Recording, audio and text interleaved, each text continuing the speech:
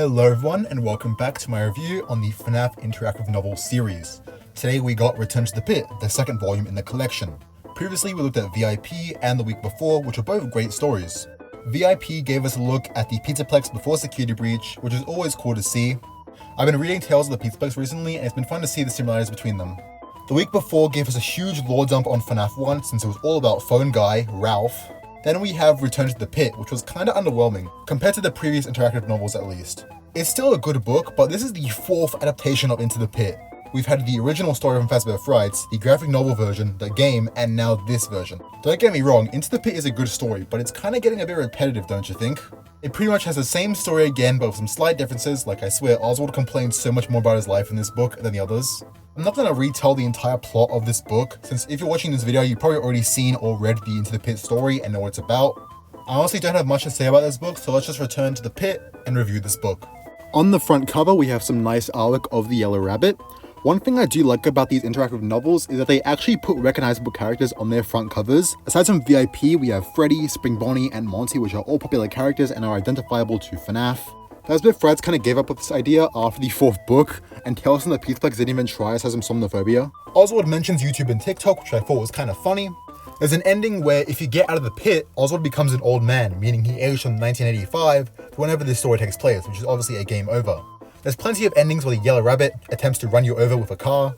If you get into an argument with your dad, you stop talking to him completely and it ruins your life, which is a game over. This book implies that there's only 5 dead kids during the missing children incident, whereas in the original story, it mentions half a dozen, meaning there's only 6 kids, which I don't know if that's just a change, or maybe they originally meant 5 kids. There's this really weird ending where Oswald puts on a pair of Yellow Rabbit ears, and they clamp to the side of his head, and he feels very relaxed and that he's becoming the rabbit. Quote from the book, "You are one with being a bunny." A little strange, but it sure is something.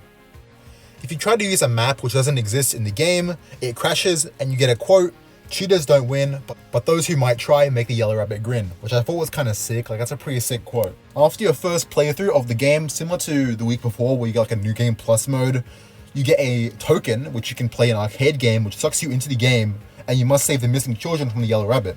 And if you give the children cake, it kills the Yellow Rabbit and you save the kids, and you become a hero, which is also seen in the present day on a newspaper that says that 5 kids from 1985 were saved and the person in the Yellow Rabbit suit was arrested. So I guess Oswald just stopped the missing children incident from happening.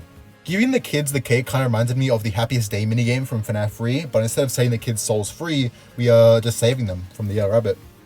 Just like the other interactive novels, this book also has some artwork as well. I especially like this one of the Yellow Rabbit sitting at the dinner table eating pancakes. It's low-key kind of tough. And that is it. Overall, I thought the book was fine. It's not bad, but it's mostly just the same as the previous Into the Pit adaptations. But it is still fun to read. I do have to give it to these interactive novels. Even if the story is bad or boring, the interactive aspect of them makes them more enjoyable. I like all the different pathways you can go and the deaths you can get.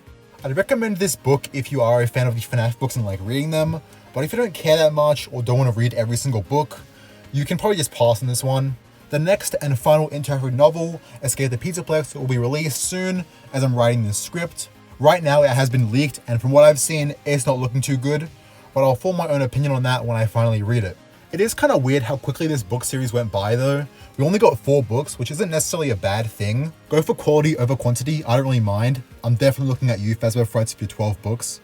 But it is a little disappointing that one of these 4 books got wasted on an Into the Pit retelling instead of something like an interactive novel all about Sister Location that could be about those 2 technicians that got killed by Enid and hung on night 5. Or it could just be about Mike.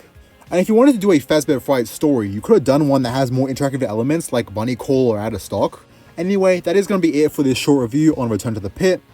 I didn't really have much to say, but soon I'll be reviewing Escape the Pizzaplex, so that should be fun. If you want to see that, remember to like, share, and subscribe, and I'll catch you on the flip side. Thanks for watching.